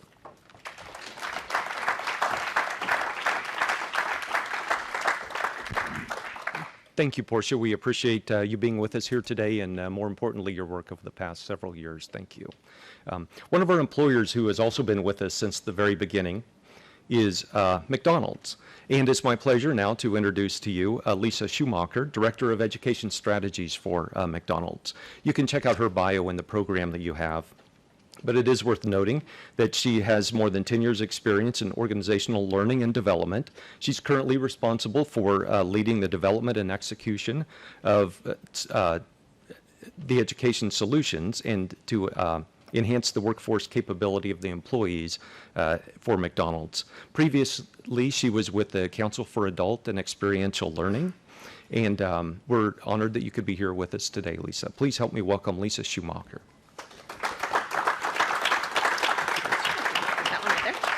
Great. Thank you so much, Jamie. And thank you also to Skills for America's Future for recognizing, promoting, and just bringing leading employers together. It's been really helpful to bounce ideas off of people like, I just look and see Chemo, to see people like Chemo here to really brainstorm around how we can help frontline workers. So I am thrilled to be here today to talk to you about McDonald's overarching education strategy, which is called Archways to Opportunity. We really believe that education is a true game changer and an investment in people that obviously pays dividends now and into the future. We also believe that investing in education is a shared value proposition, right? It improves the competitiveness of the business, but it simultaneously advances both the economic and social conditions in the communities where we do business. We all know that there's both an education gap and a skills gap in this country, and because of McDonald's size and scale, we really think that we can be part of the solution to this challenge. So Archways to Opportunity, again, overarching education strategy, really designed to meet people at their point of need. So we have about 750,000 workers in the U.S. alone. and a majority of those folks obviously work in McDonald's restaurants. And we know that their educational needs are, along a broad range. And so Archways to Opportunity, again, is about meeting them at their point of need. And so what that strategy is made up of is 4 components.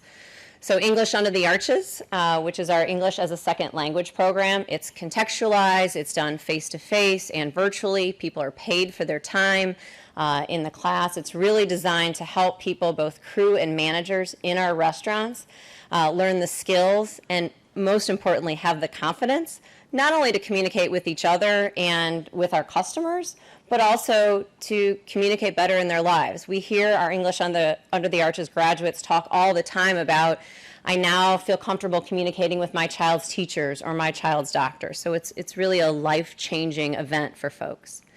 The second component of Archways to Opportunity is our high school completion program.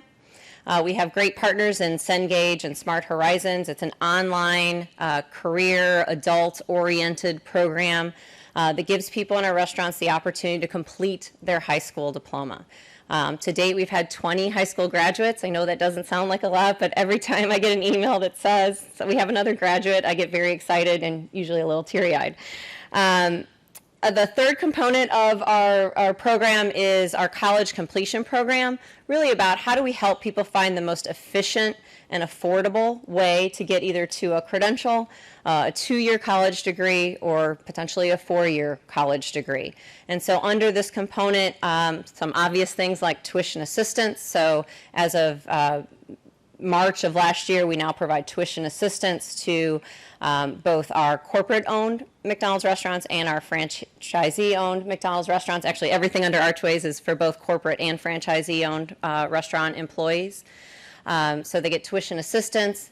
It doesn't have to be anything job-related. It just has to be at an accredited school. So if somebody is dreaming about being a nurse, or somebody is dreaming about getting a certificate in welding and is going to go work for Nick, which would be fabulous, tuition assistance, McDonald's tuition assistance will help to pay for that.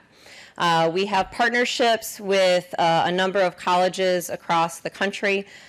We really believe that community colleges are a fantastic resource, especially when you think about the population that's working in McDonald's restaurants. So we've done a lot of work with Dr. Bumpus and his team to make sure that we're finding the right community colleges to connect our folks with.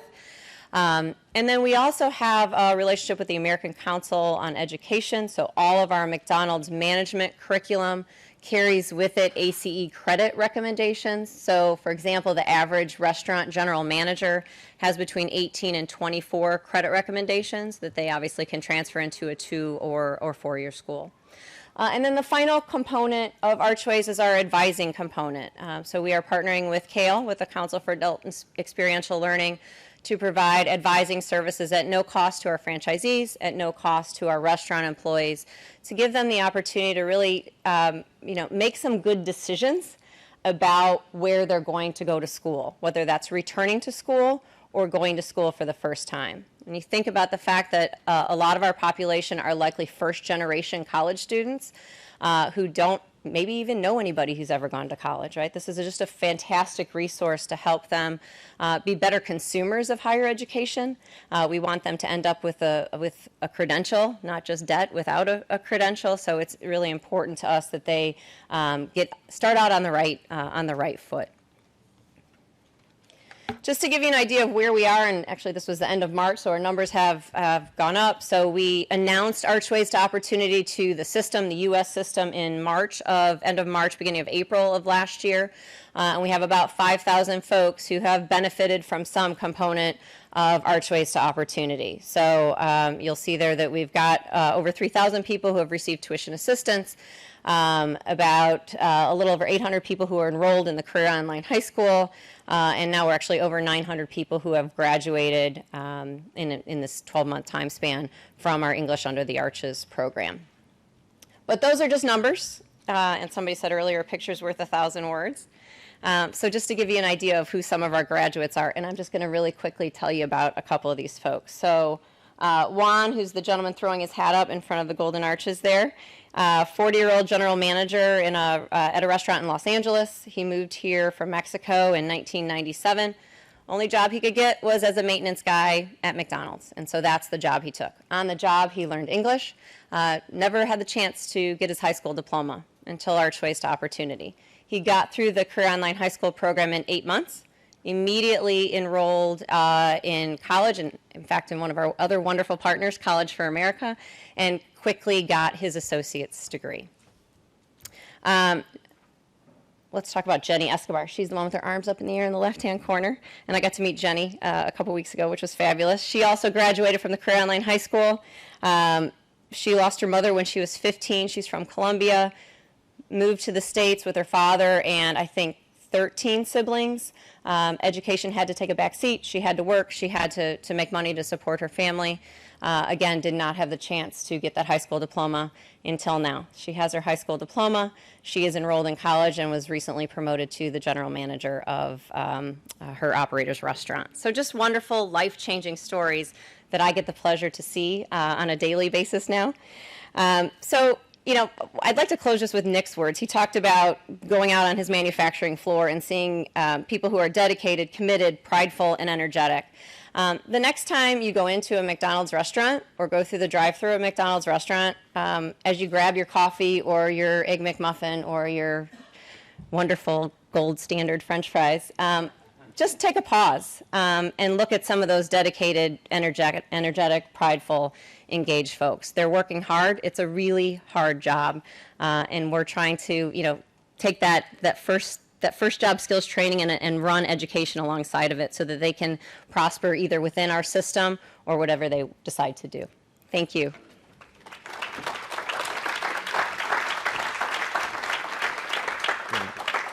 Thank you, Lisa. Thank you for your work at McDonald's and for all you do for the workers at McDonald's and for being an important partner for us at Upskill America.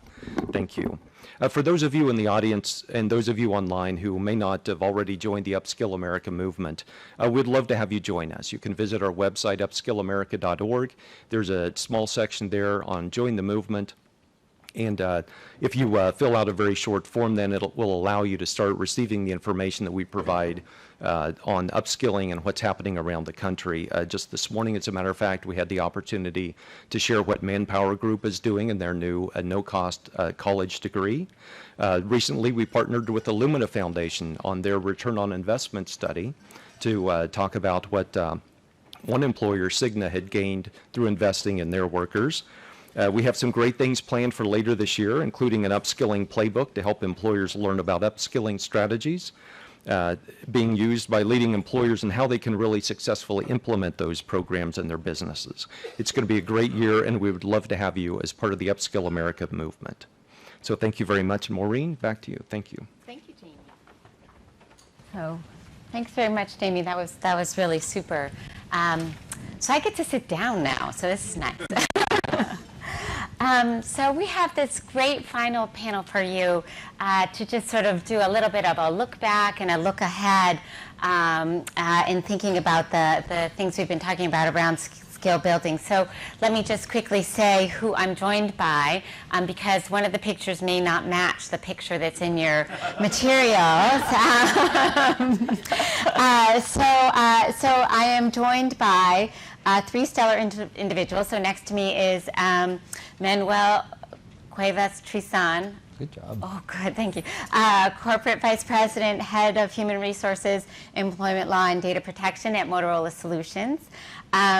Next to Manuel is Eva Sage Gavin, and Eva is principal of Sage Gavin Associates, and as you can see from her bio, has a great history in corporate HR and has done so much. And she is also the vice chair of Skills for America's Future and has been just an amazing, inspiring partner for us. Her energy is just infectious, and which is a good thing. It really lifts me up in many ways. So she's been a great partner to us in the Skills for America's Future work. And next to Eva is Jen Worth, who is Vice President of Workforce and Economic Development at American Association of Community Colleges, and is also a partner of ours. And I was talking with Walter this morning, and he said, well, I'd be happy to be on your panel, but Jen is really our leader. leader on these issues, and I think she should be the person speaking for us. So we are delighted to have Jen here, and besides, I haven't had a chance to have coffee with Jen, so glad we can catch up here. So let me just quickly get started on this panel. And Eva, I'm going to start with you. Based on your experience in the corporate world and operating human resources departments and now doing a variety of consulting, how have you seen this conversation around skills? How have you seen the conversation changing in the corporate world? Well, Secretary Pritzker alluded to it, but the world was very different when this group came together in October of 2010. Just a few numbers. The unemployment rate was double-digit. For many of us, for our youth, and for many cities, that was double that.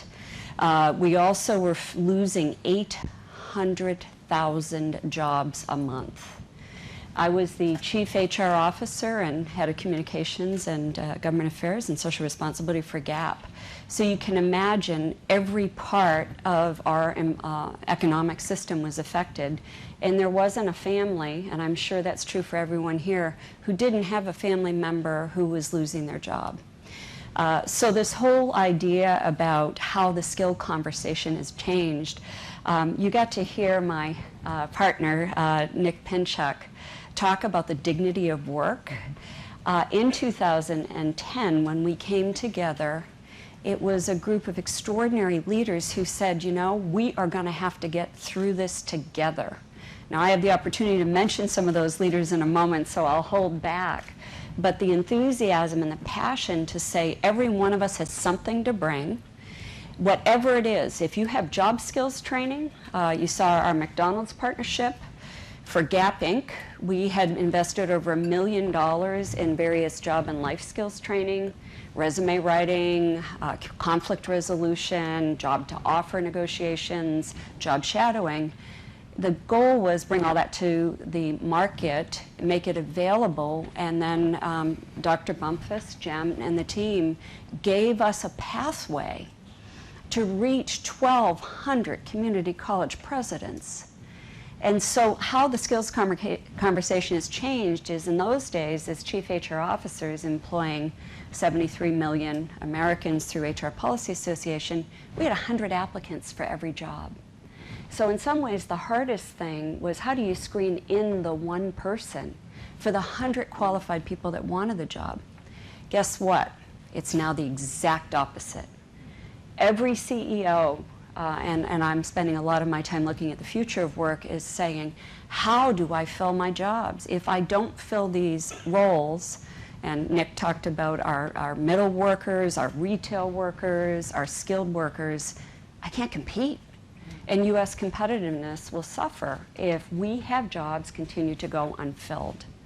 So this is how the skills conversation has changed. 800,000 jobs lost and a 10% or so unemployment rate to below 5%. And if you live in San Francisco, as I do, and we're down in 2.5%, 3%, the chief HR officers of today have to be working with Dr. Bumpus, with our teams, with our CEOs, and our educators, and everyone who supplies talent. One last point is there's now 5 generations in the workforce. So we're focused a lot on youth, and that's wonderful. But Marie showed you with the work she's doing in Chicago, many of those faces represented many different profiles. So we have to return to reskilling, to upskilling, to relearning, to digital, to robotics. That's how the conversation's changed. Great, thank you. And that's a great segue actually over to you, Jen, as we're sort of reflecting back about how the conversation has changed and, thinking about Skills for America's Future was really all about business partnerships with community colleges. And so, how have things changed in terms of the community college perspective on partnering for businesses? And are you seeing things, sort of that have changed? Absolutely. And thank you again for the opportunity. I might talk more to my notes just a bit because there was a quick swap out. Just trend-wise, I mean, we're seeing a massive set of transitions for our community college leaders and our staff. But regardless of who's sort of sitting in those seats, the fundamental imperative of educating and training those workers to be relevant for the local labor market has never wavered. I mean, we continue to see that. I think what you're finding more in those new leaders that AACC is trying to shore up in this economic conversation around skills is that you really do have to make sure that we are speaking the language of the employers, that we are really celebrating successes in tandem with one another. I mean, one of our favorites, Brian Albrecht, Gateway, I mean, he celebrates the birthdays of companies when they are going through some sort of a new cycle. They have to function more like businesses themselves at community colleges now. So how they're thinking about generating revenue, how are we having conversations around what is appropriate and maybe where should we sort of shut down lines of work, no different than a manufacturing plant would, right? Where do we want to focus? Colleges are having to increasingly have those kinds of dialogues because they have no other choice than to do that. They're prioritizing those discussions not just with the heads of the companies and the CEOs, but with those HR directors as well. So I think we're seeing a lot of success. But truly a deeper dive in relationship building, not just vendor validation. We're not looking to have a company slap a logo on a community college program. We're looking for that deep and true mature engagement and building. Does that sort of summarize? Yeah, it's terrific. Great. Thank you. Good continuing. Manuel, Motorola Solutions is a global firm. It's both leading and responding to technology change, and obviously that's influenced sort of how you think about what are the skills you need for the jobs that you have to fill. Can you just talk to us a little bit about how that has sort of changed over the past 5 years in terms of how Motorola thinks about these things? So thank you for the opportunity. It's wonderful to be here on behalf of our CEO, Greg Brown. He's a great supporter. Big shoes to fill. But in any event, yes. So for Motorola Solutions, we've been through ourselves as a company a journey of transformation. We are a premier technology firm and have been now for 88 years. And the reason why we've been around for 88 years is precisely because of continuous reinvention. And that is not an easy process. There's pain associated with that. In technology in particular, I think right now technology is, particularly digital technology, has been so radically revolutionizing that it's quite frankly now the pace of technological development is outpacing our ability to adopt it because of privacy implications, regulatory issues, and the capability of technology now doesn't actually outpaces our ability to adopt it. And that has really profound implications at work. There are now, even within Motorola, professions that 10 years ago just did not exist. There are, for example, you think about people in the overall software space, user interface specialists, human factors engineering. That's right. And they call it human factors engineering, and those are not necessarily engineers. You have psychologists working alongside mechanical engineers to determine how human interfaces with machine to be able to do design thinking and user-based design. It's radically transforming the way we work. It transforms the way we learn. It transforms the way we think. There's even suggestion that, especially at the earlier stages of brain development, is altering the way the brain develops, and fundamentally the way we work. So, for us, this notion of development of skills and reskilling is connatural.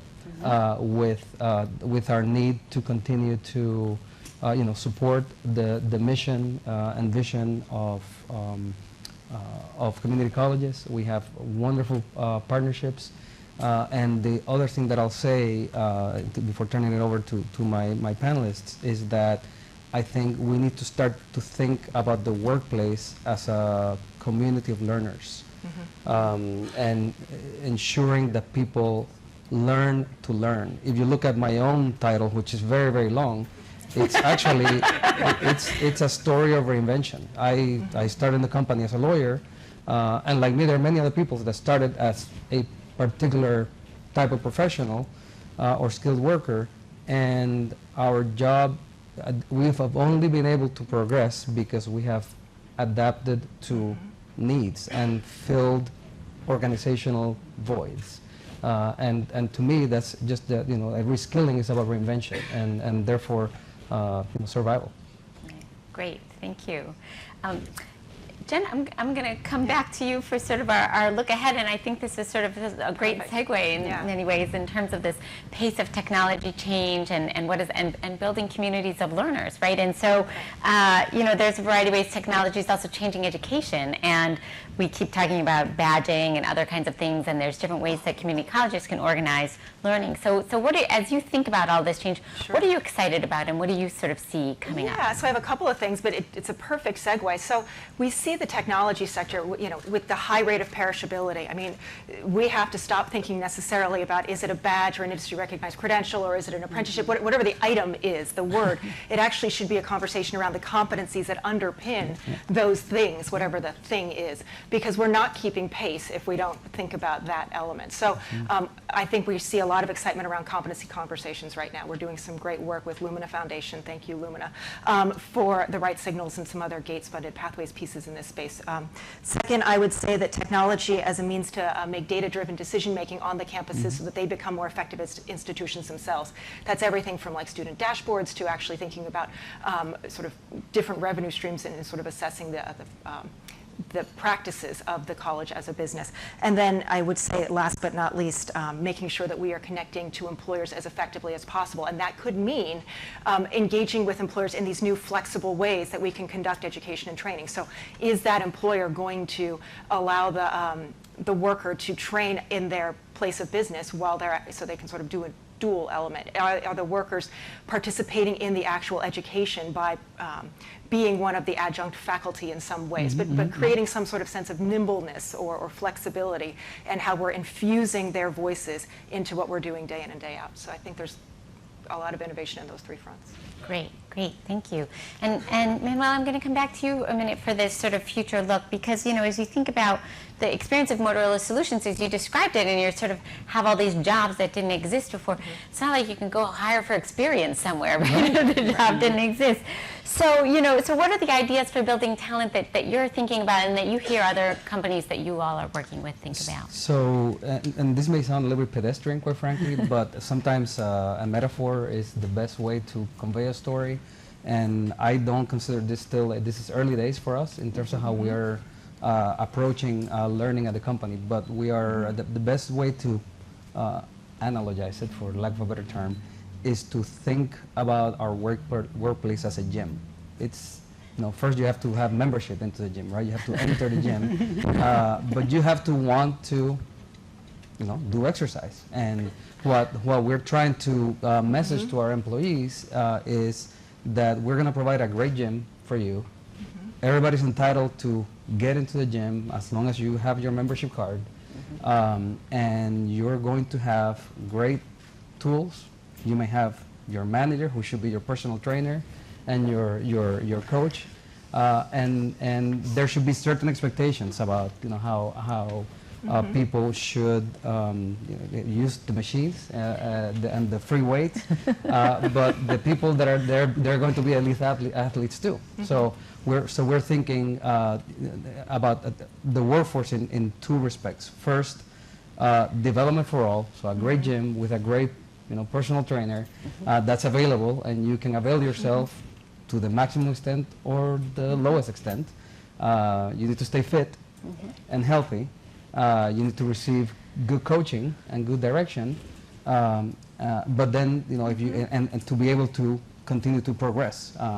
At the same time, at the for leadership development and leadership program, there needs to be a level of personal commitment, a level of dedication, a level of promise that is going to be displayed and demonstrated on a consistent basis, to be able to go from the minor leagues to the major leagues, or from the B league to the A league. But that's the idea, creating a community where there's both an accountability on the part of management to provide the right tools, the right systems, and at the same time a significant level of personal accountability for that community of learners. As a lifelong learner, you have to be able to have skills that are that can extrapolate from one field to another. I am trying to speak a lot about how work is shared accountability. Nobody works alone anymore. Lawyers don't work with lawyers alone anymore. They need to work with engineers, engineers with accountants, accountants with manufacturing operators. So everybody needs to be able to operate in a more interdisciplinary environment and be more of a general athlete than just a narrow thinking single event athlete. Great. I love that. And I actually really like, although I'm a little feeling like I should go work out now, but I really like the metaphor of the gym. And I think it, in some ways the way you're describing it reflects some of what they were talking about in the first panel in terms of, you sort of set the table, but you encourage people. You have to kind of sell people on what the jobs of the future are and what the possibilities can be. But I like that you really bring in the, but you have to make sure people have the resources to get themselves there.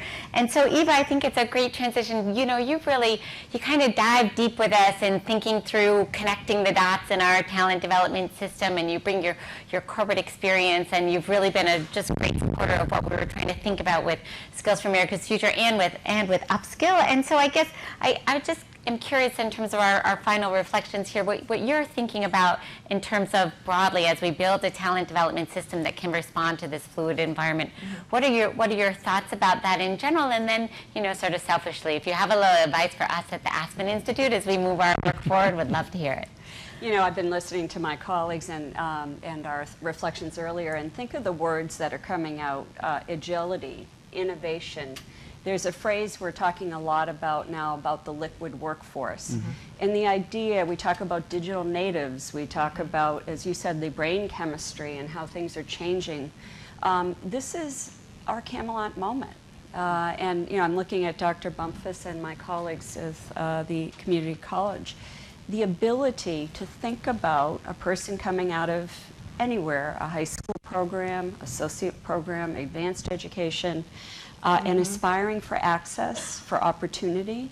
And now we have brand new pathways and ways. That gym may be virtual. Absolutely. I work with a lot of the world's chief learning officers about how people learn as adults and how do we make it accessible and what they need to know when they need to know it. I learned from an engineering team the other day the number of years that your engineering degree is still relevant and current has shifted from 7 years to 2 years.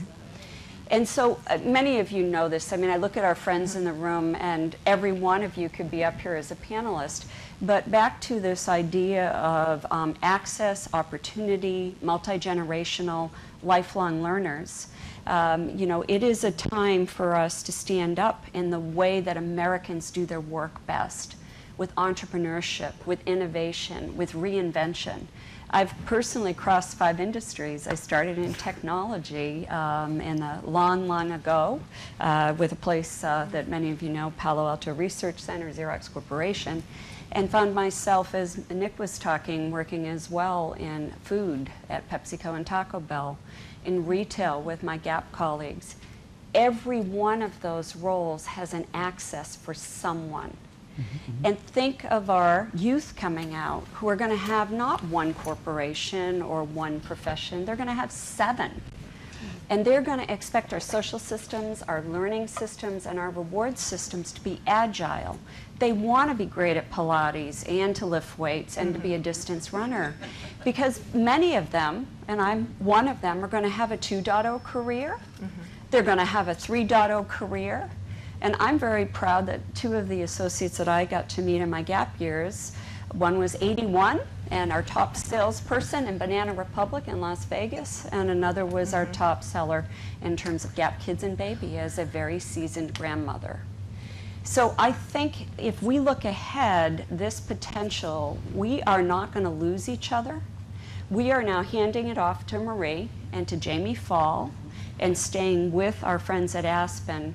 But it needs to be regional, it needs to be local, it needs to be in our communities, And we still need our chief human resource officers and our professors and our educators and Portia and her team and anyone who is looking at economic opportunity, our NGOs, our funders, to say that we've got to look ahead. 2025 is tomorrow, and by every estimate, 50% of the jobs as we know them today will be technologically different.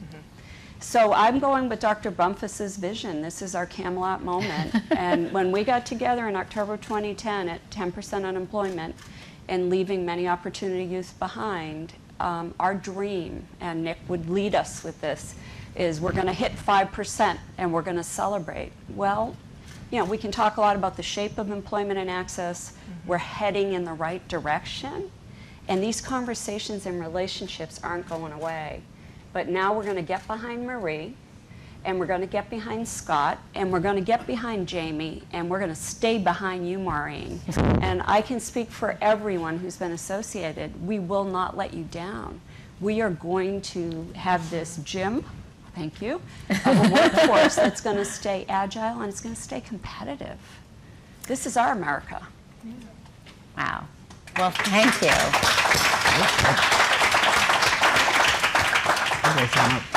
Thank you. So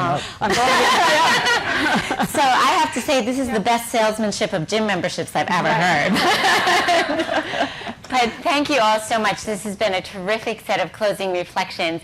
And I think what we're going to do now is welcome John Colborn to the stage. John Colborn is our outgoing director of Skills for America's Future, has been a terrific, wonderful person to work with on Skills for America's Future, and he and Eva are going to lead us in our next recognition phase of this. But thanks again to this panel. It's really great. Thank you so much.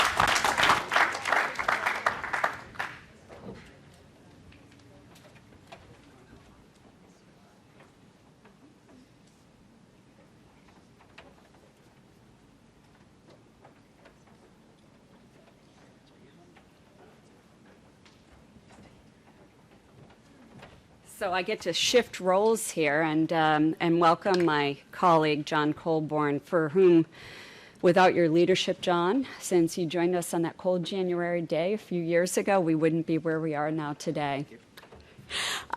So this is a really exciting part of our opportunity, and I want to invite our advisory board members to join me on stage and our key partners. In many cases, as Dr. Bumpus was so wonderful about having Jen step up, we have lots of colleagues and partners who are representing their organizations today.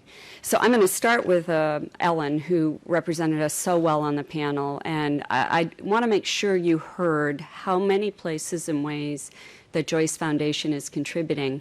She was there, literally, Secretary Pritzker mentioned she had done listening sessions. December 2009, on I believe it was December 7th, my phone rang, and this was before she was Secretary Pritzker. She was listening to the chief HR officers to say, how do we solve the employment crisis? And right at her side was Ellen Alberding. Now, Ellen has had to get on to her next thing. She's very much in demand. So I know Matt is here from the Joyce Foundation. And Beth Swanson, when we talk about the person at her side, Beth would call me from vacation, on weekends. I'd hear her children in the background, and she was actually the original designer and orchestrator as Secretary Pritzker was envisioning it. Beth was the one that was actually creating the framework of what would the partnership look like, who would be on it. So if I can ask Matt and Beth to both join me on stage, I'd really appreciate it.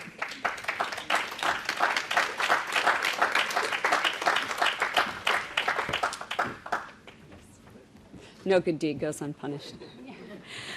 You know, this Snap-on needs no introduction, but we all got to see Nick Pinchuk a little while ago as our fearless chairman. The person you didn't get to see, and he has no idea I'm going to call him out, is Sam Bottom, who, like Beth, was a key orchestrator and a visionary and goes back to literally this December of 2009 to what Snap-on could look like. I had promised Nick that if unemployment was below 5%, I was going to visit Kenosha, Wisconsin, and tour the Snap-on facility, and I made it in March. So I just, frankly, there's no amount of recognition I could give for the leadership that Snap-on has displayed. You've mentioned it. But Sam, please come and join me and represent Snap-on.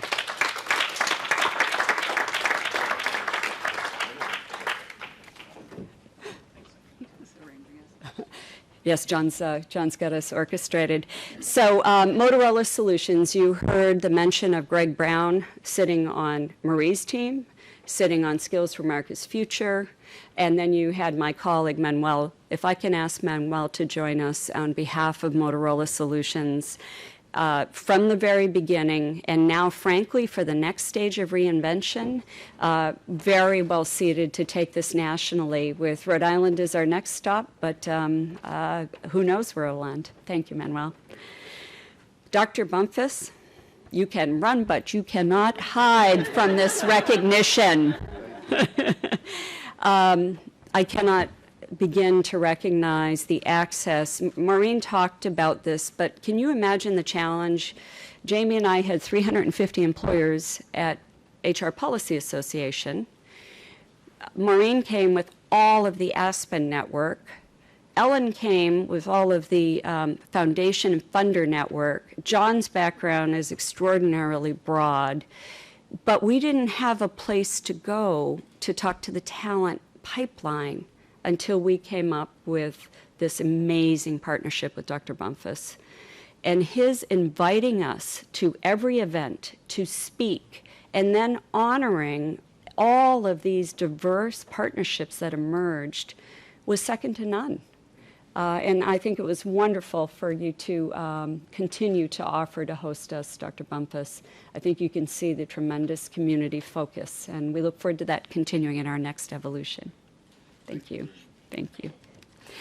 Others who have been incredibly involved, and we want to make sure that we recognize them, include Discovery Communications. Some of you might remember the support that David Zaslav provided us, and we have Nicole Russell in the audience who I'd like to come up. But this idea of what are all the ways that community college graduates contribute to our economy, the idea of what can you be. John, you have a new career ahead. I think Discovery might take you with them as an orchestration and a producer. I don't know. But we really appreciate the extraordinary investment, particularly in showing people that we've talked a lot today about big business. Small business runs America, and what are all the careers and options that you can have? And really, Discovery brought that gift to us and made it very visible throughout the country. So thank you. This wouldn't be possible if you saw Marie's video without JP Morgan Chase. And they have been incredibly embedded. Chauncey has been seated, like Greg, Chauncey Lennon, both in Chicago at the national level. And today we have representing JP Morgan Chase, Michelle Henry. When you saw the individual, Michelle, welcome, thank you. When you saw the individuals, did you notice how many times in the Chicago film that those individuals were employed by JP Morgan Chase? We had United up there, and so this extraordinary workforce commitment, and we're looking forward to it continuing. We could not have done it without you, and we couldn't continue without you. Thank you. There's a very humble person sitting over here to my right, Marty Rogers from Accenture, and Mike Sema has been on our board both at the Skills for America's Future level, at the Chicago level.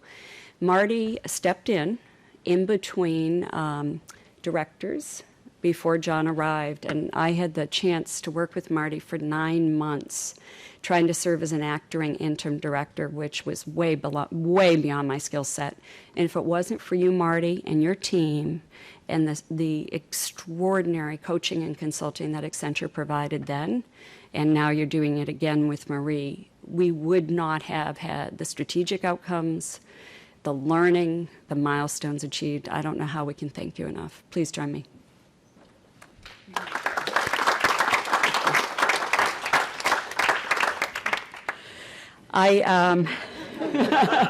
John, where should it go? We're through the advisory panel, right? We have Charlene. Charlene? Yeah, well, Charlene, you should come up. Tell Well, the story. okay. So at the risk of perhaps a few tears, Charlene White was my partner in crime at Gap Inc. If one woman and one person could make a difference, it's Charlene White. She is a force to be reckoned with. And getting Maureen and Charlene together, this woman has resulted in over 20,000 community college graduates being seated in jobs, 3,700 adult learners and students being trained at community colleges, and $250,000 of investment on behalf of Gap Inc. Charlene took all of the training tools and materials at Gap and turned them into life skills and job skills, and a pilot that started in 7 cities that's now over 30. She continues, though, in that This Way Ahead and working on community-based solutions for opportunity youth, in addition to our adult learners. And this idea, when Nick talked about the dignity of work, no one is more responsible for that in Gap Inc. across 150,000 employees than Charlene White. Thank you.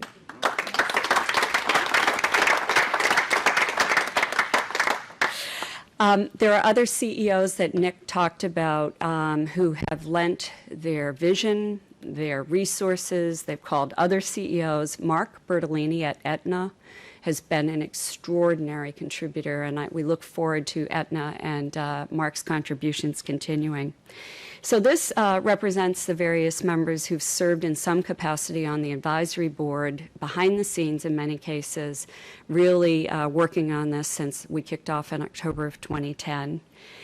We talked about partnership, though, and there's a few others I'd like to ask to come up and join us, because the board could not have been effective without our partners.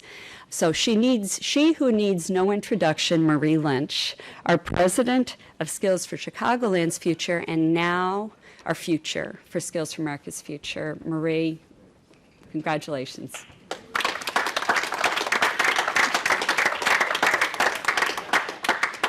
One of our best friends in the National Skills Coalition, Andy Van Clunen, has been there from the very beginning.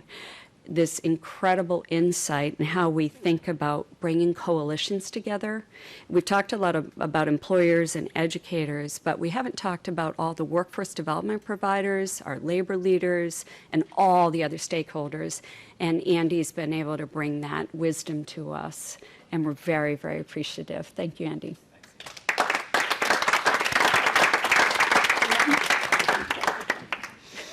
So it's a very crowded stage.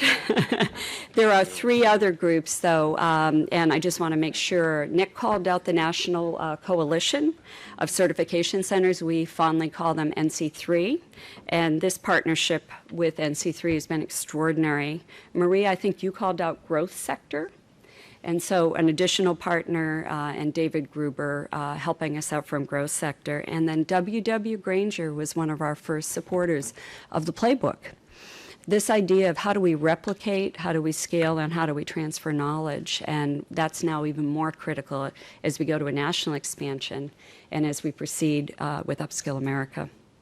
So I'm going to stop there. I'm going to thank our advisory board, our partners, and I'm going to ask Jamie and Vicki to help me. We have, I know we're handing out really special recognition for each individual, and we're going for a photo. Okay. And I get next, Beth. Okay. You want to go in the middle? No, I'm good. I'll get here.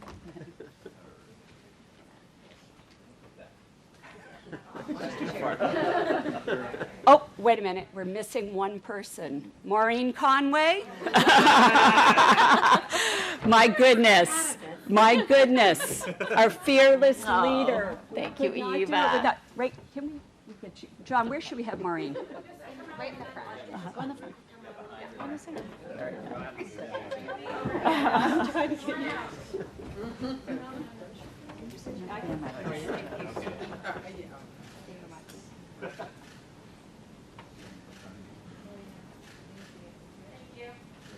Thank you.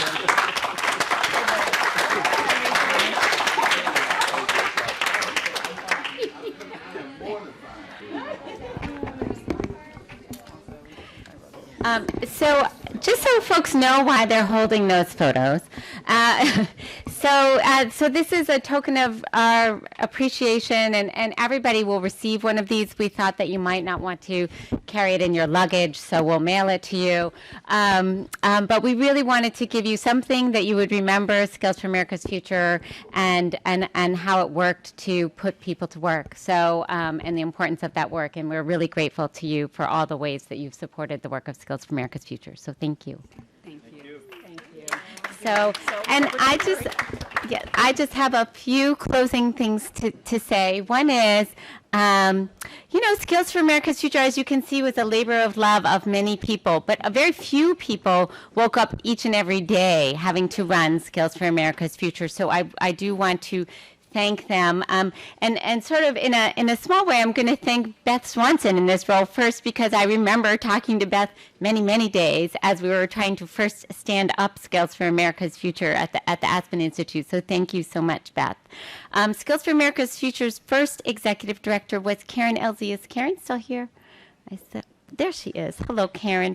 So Karen came in and really did wake up each and every day working at Skills for America's Future, working with its many partners, keeping everything on track, building all of these relationships, and really was just a fabulous partner and has become a great friend. And so I am so grateful to Karen for all the work that she did in getting Skills for America's Future going. So thank you so much to Karen. So please give Karen a round of applause. And finally, I have to thank John Coburn, who I had known in many previous iterations of his career before he graciously stepped in and brought Skills for America's Future to its next level of work. John, many of you know, is multi-talented. He can do far many more things than arrange people on a stage. And John was just a lovely person to work with. He was a great friend and colleague. Many of the folks in Economic Opportunities Program really enjoyed having John as a colleague for the past couple of years. And we were so delighted to have him to work with and wish him well in his new career at Jebs in Philadelphia, but hopefully you'll come visit us again soon. So thank you so much to John.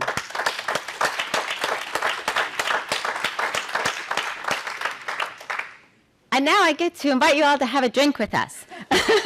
So you can go out through the back. They'll open those doors, or off to the side. And I hope you will stay and join us and talk more about skills or whatever you'd like to talk with. But thank you all so very much for being here.